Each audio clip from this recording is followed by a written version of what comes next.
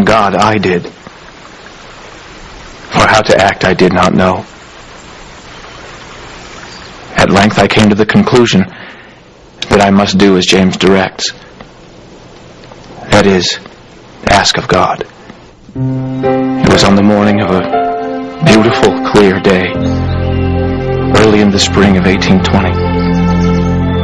After I had retired into a place where I had previously designed to go, finding myself alone, I kneeled down and began to offer up the desires of my heart to God. I had scarcely begun to do so when I was seized upon by some power which entirely overcame me and had such astonishing influence over me as to bind my tongue so that I could not speak. Exerting all my powers to call upon God to deliver me from the power of this enemy. At the very moment when I was about to sink into despair, to abandon myself to destruction, just at this moment of great alarm, I saw a pillar of light exactly over my head, above the brightness of the sun, which descended gradually until it fell upon me. When the light rested upon me, I saw two personages whose brightness and glory defy all description, standing above me in the air.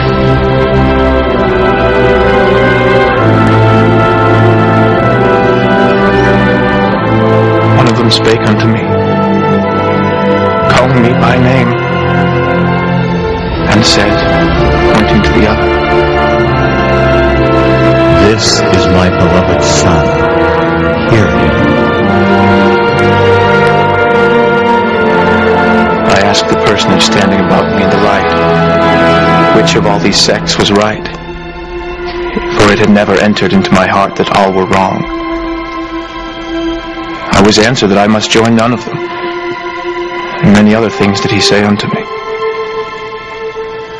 When Joseph told us of his vision, we believed him. I suppose if he had told crooked stories about other things, we might have doubted his word, but Joseph was a truthful boy. William Smith. When Joseph confided his experience to a minister, he was surprised by the reaction. He said it was all of the devil, for there were no such things as visions and revelations in these days.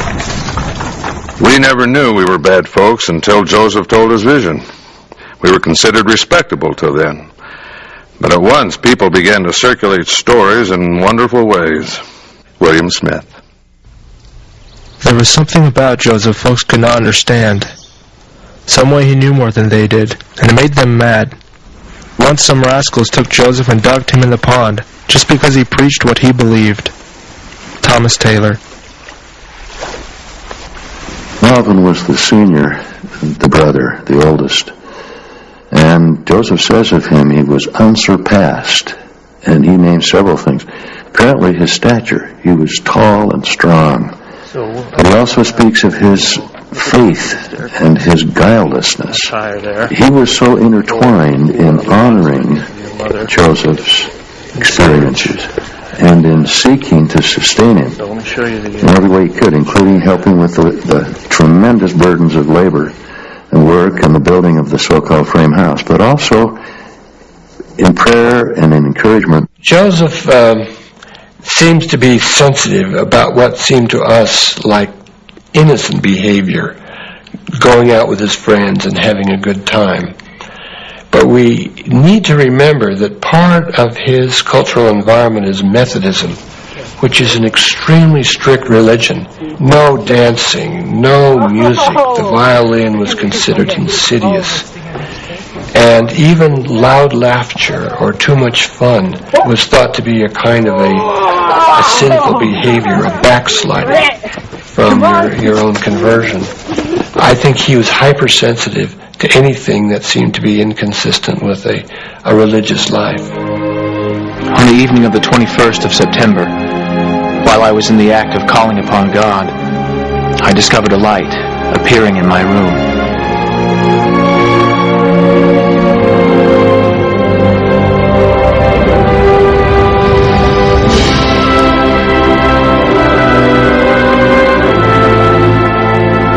A personage appeared at my bedside. He called me by name and said that he was a messenger sent from God, that his name was Moroni, and that God had a work for me to do. He said there was a book deposited written upon gold plates, and that the fullness of the everlasting gospel was contained in it. The vision was repeated 3 times that night and again the next morning. The last time, Joseph was directed to tell his father. I rehearsed the whole matter to him. Sounds like it's from the He replied to me that it was of God, and told me to go and do as commanded by the messenger. On the west side of the hill, not far from the top, under a stone of considerable size, lay the plates, deposited in a stone box. I was informed by the messenger that the time for bringing them forth had not yet arrived, but that I should come to that place precisely in 1 year.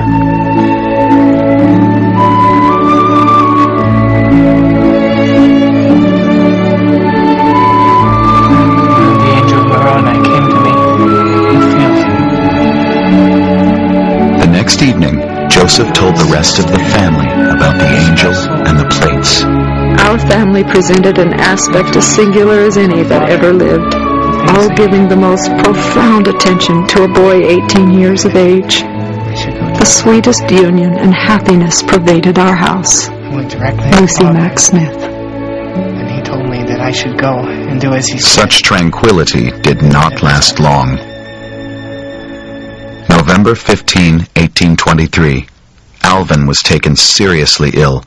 A physician administered a heavy dose of calomel, which contained mercury.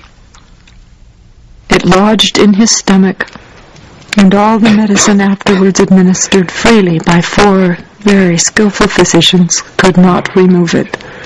Joseph, you do as the messenger instructed.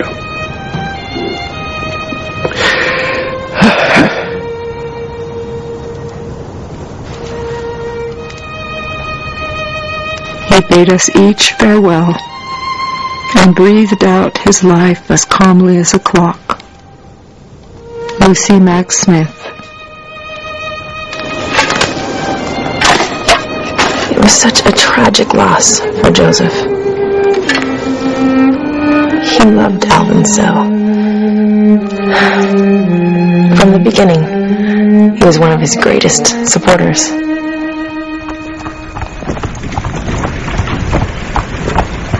As father's worldly circumstances were very limited, we were under the necessity of laboring with our hands, hiring out by days work and otherwise.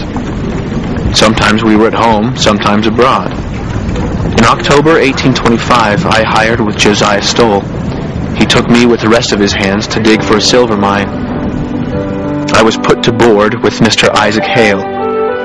It was there I first saw my wife. Joseph faced a dilemma. He wanted to impress this intelligent young woman and her family. Undoubtedly, he wanted to tell her of his spiritual experiences, yet must have weighed the cost, for there was much at stake. Years later, Joseph would share something of the depth of his feelings. What unspeakable delight, and what transports of joy swelled my bosom when I took by the hand my beloved Emma, unwavering, unchangeable, affectionate Emma. Emma's father did not approve. It would be more than a year before the young couple could be married. Finally, they eloped. At length, the time came for obtaining the plates. The messenger told me that I must be up and doing, and set myself about the things which God had commanded me to do.